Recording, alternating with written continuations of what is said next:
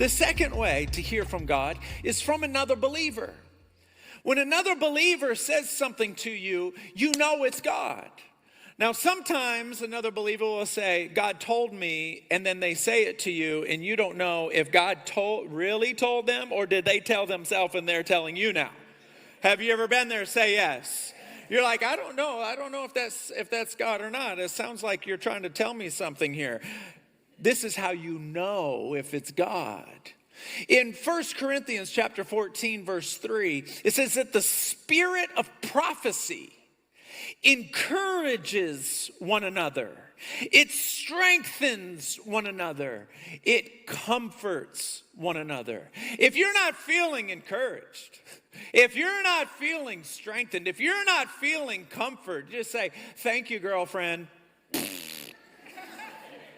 Thank you, girlfriend. Thank you. Thank you. Do you know how many times I've looked at somebody who came up to me and said, God told me to tell you, and I'm like, thank you. Cuckoo. And just move on. If you're not feeling strengthened, if you're not feeling encouraged, if you're not feeling comforted, then just push it away. Now, some people may say, well,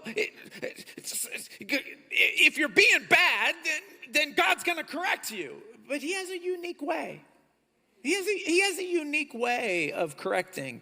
In 2 Corinthians chapter 7, verse 10, it says this, that godly sorrow, when you feel guilty, godly sorrow, it leads to repentance, brings salvation, and leaves no regret behind. It's almost like he corrects you while you're enjoying it.